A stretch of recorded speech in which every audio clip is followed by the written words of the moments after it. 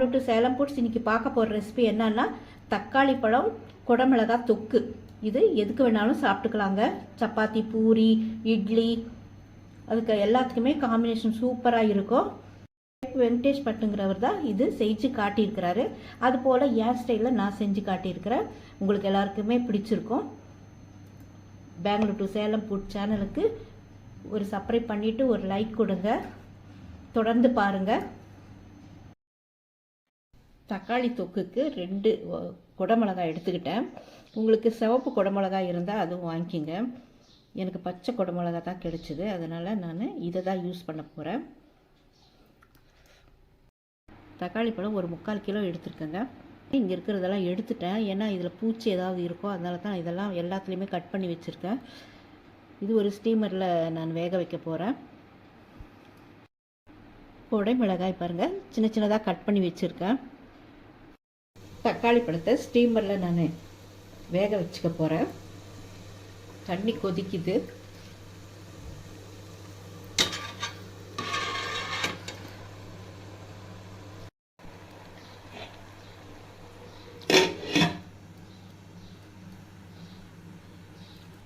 இந்த மாதிரி இட்லி பாத்திரத்தில் வச்சு கூட ஸ்டீம் பண்ணிக்கிங்க. இது ஒரு 10 நிமிஷம் வெந்தால் போதும். கடாயில் நல்லெண்ணெய் ஊற்றிட்டேன்.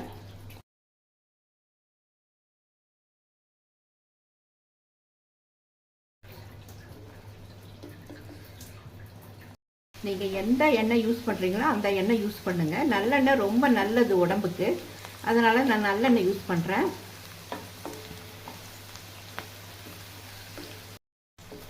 கேப்சிகம், அதாவது குடமிளகாய் நல்லா வதங்கிச்சு பாருங்கள். இந்த மாதிரி அங்கங்கே கொஞ்சம் பிளாக் கலராக மாறிட்டு வருது. ரொம்ப டீப்பாக பிளாக் ஆகக்கூடாது, இந்த அளவு இருந்தால் போதும். பார்த்தா வதங்கின மாதிரி இருக்குது, அதனால் நம்ம இதை எடுத்துடலாம்.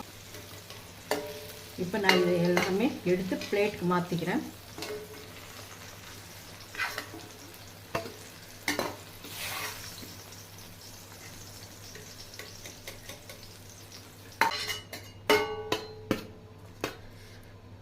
இது ஒரு பக்கம் இருக்கட்டும்.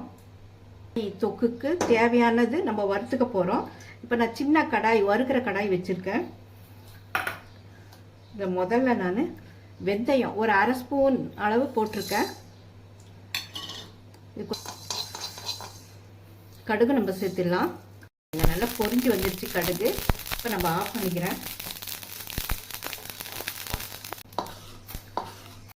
இதை மிக்ஸி ஜாரில் அரைச்சிக்கலாம்.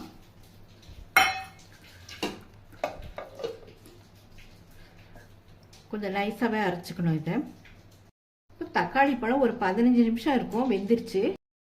இதை நம்ம ஆற வச்சிடலாம். இப்போ கேப்சிகமும் தக்காளி பழமும் சேர்த்து நம்ம அரைச்சிடலாம்.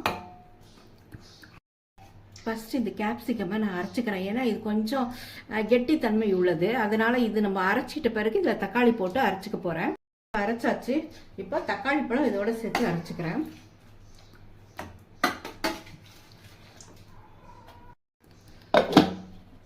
அரைச்சிக்கிட்டேன். நான் எந்த தண்ணியும் ஊற்றவே இல்லை, இப்படியே தான் ஆவியில் வேக வச்சது அப்படியே நான் அரைச்சிக்கிட்டேன். மிளகாய் ஃப்ரை பண்ண எண்ணெய் அப்படியே இருக்குது, இன்னும் கூட எண்ணெய் ஊற்றலாம். கடுகு சேர்த்துடுறேன். வரமிளகாய் சேர்த்துலாம். ஒரு 4 வரமிளகாய், சின்ன இந்த குண்டு வரமிளகாய் சேர்த்துட்டேன். நீங்கள் நீள வரமிளகாய் இருந்தாலும் சேர்த்துங்க, எது இருந்தாலும் பரவாயில்ல. பச்சை மிளகாய் சேர்த்துனாலும் நல்லா டேஸ்ட்டாக இருக்கும். ஆனால் பச்சை மிளகாய் நல்லா ஃப்ரை ஆகிடணும். கடுகு பொரிஞ்சதும் கருவேப்பிலை போட்டுடலாம். பழம், குடமிளகாய் அரைச்சதும் இதில் சேர்த்துட்டேன்.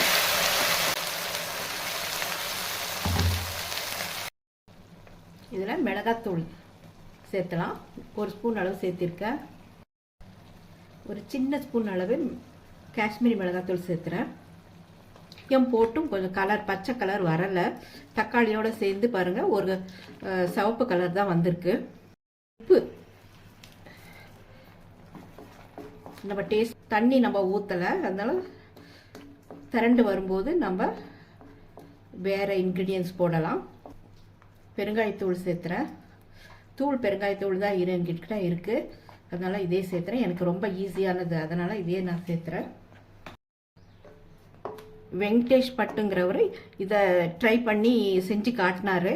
அதை வச்சு தான் நான் இன்னைக்கு என்னுடைய மெத்தடில் இதை செய்கிறேன். பாருங்கள், அப்படியே நல்லா எண்ணெய் மேலே வருது. நான் ஊற்றின எண்ணெய் வந்து அப்சர்வ் ஆகிட்டு கொஞ்சம் மேலே தெரியுது பாருங்கள். இது ஃப்ரிட்ஜில் வச்சு 2 மாதம் 3 மாதத்துக்கு கூட நம்ம சாப்பிட்டுக்கலாங்க. வெளியே வச்சு 1 மாதத்துக்கு சாப்பிட்டுக்கலாம். சுமையில் குடமிளகா தக்காளி தொக்கு இது போல் நீங்களும் ட்ரை பண்ணி பாருங்கள். கண்டிப்பாக உங்களுக்கு பிடிச்சிருக்கும்னு நான் நினைக்கிறேன்.